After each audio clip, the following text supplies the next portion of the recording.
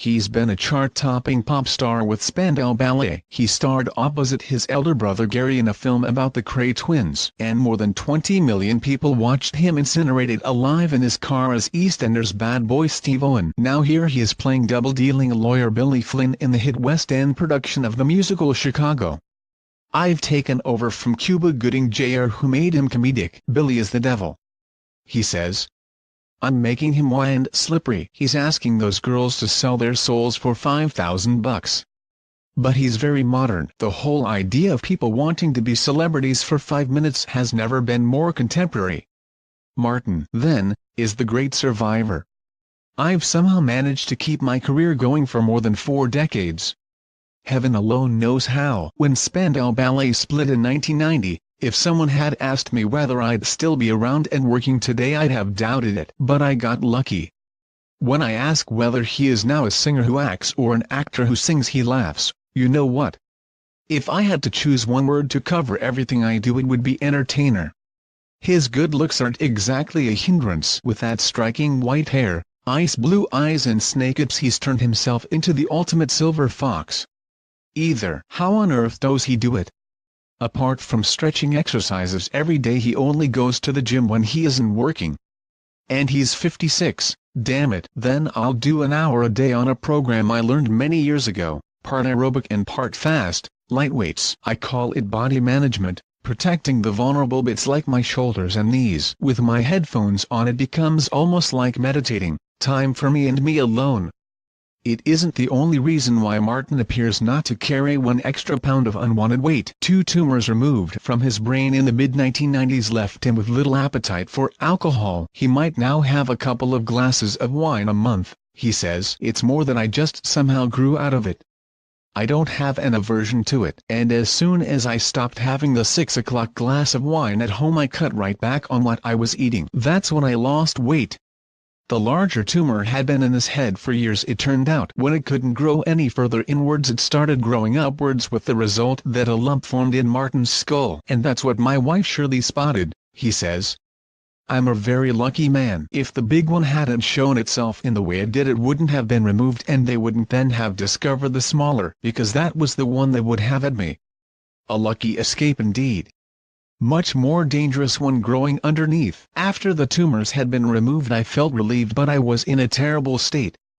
But Martin's troubles weren't over. I suffered from severe bouts of depression. I felt like the shell of Martin Kemp. I just wasn't the same person." Salvation came in the most unlikely way. Close family friend George Michael was a big fan of EastEnders. So convinced was he that Martin would slot in well to the London-based soap that he rang the producers and recommended they screen test him for a major role. And I can honestly say that Steve Owen brought me back to life. He had so much confidence and charisma. It was all down to his character. He had real swagger, and I think all of that began to rub off on me. If you inhabit a role like that every day, he becomes a part of you. It's not the only reason why Martin feels such gratitude to George, or Yog, as family and friends called him. It turns out he also acted as matchmaker for Martin and Shirley, a former girlfriend of Andrew Ridgeley, who, along with her friend Pepsi, was a backing singer with Wham. Recalls Martin, "I first met Shirley on Top of the Pops, and then a fortnight later at a party. I gave her my phone number, but she was too shy to call me, so a couple of weeks later Yog dialed my number and then passed the receiver to Shirley. And the rest, as they say, is history." In time, George became godfather to the couple's 2 children. Daughter Harley is now 28 and runs her own media company. Roman is 25 and a radio DJ, who hosts the breakfast show on London's Capital Radio. "That man did so much for me in his life," says Martin. But he won't be drawn on George's untimely death. "I prefer to dwell on the happy memories, and there were many of them." So what first attracted Martin to Shirley? "I thought she was the funniest girl I'd ever met, and I still think that today. We'll have been married 30 years this November, and I couldn't live without her. Simple as that." People sometimes congratulate me on that achievement, but I don't see it like that. That's just how it is. But there's no doubt that the dark days of my brain tumors could have been make or break for our relationship. It was either going to force us apart or bring us closer together, and happily it was the latter. Fine, but show business is riddled with failed relationships. Temptation and high-pressure work often combining to undermine the strongest of marriages. No, I don't see it like that, says Martin. When I go to work I just get on with the job, and I don't think the world of entertainment is different from any other. A bank manager is just as likely to have an affair with his secretary as an actor is with his leading lady. I enjoy what I do so much it would never occur to me to notice if someone was coming on to me. And when I'm done there's nothing I like better than putting the key in the front door and coming home to Shirley. Next up, professionally speaking, is a mini-tour with a newly rejigged Spandau Ballet following lead singer Tony Hadley's announcement last year that he was going to go solo. That could have been the end of the band, but the opposite has happened. I've never felt so energized, says Martin. First, though, they had to find a new lead singer. We were auditioning people and then someone mentioned Ross William Wilde and that was it. I'd appeared in the stage musical $1 Million Quartet with him when he played Elvis. I immediately knew he was who we were looking for. He brings a new energy, a rocky edge to the band.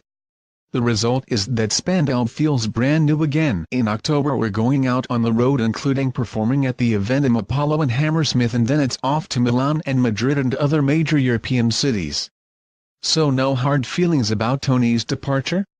Absolutely not. I have every respect for what he wants to do. There was a difficult time in the 90s with the court case against Gary over royalties from our back catalog, but that has long been put to bed. If somebody wants to do something you shouldn't try to stop them. I wish him all the luck in the world and hope it works out for him. There's not even a hint of animosity. We're grown men now. I love him and I always will. Silly to ask, but retirement, presumably, is not a word in Martin's vocabulary? I don't think you ever do in this business. I'm doing something I love, so why would I ever want to stop? And Shirley likes it too. If I'm pottering around at home too much she complains I'm getting under her feet.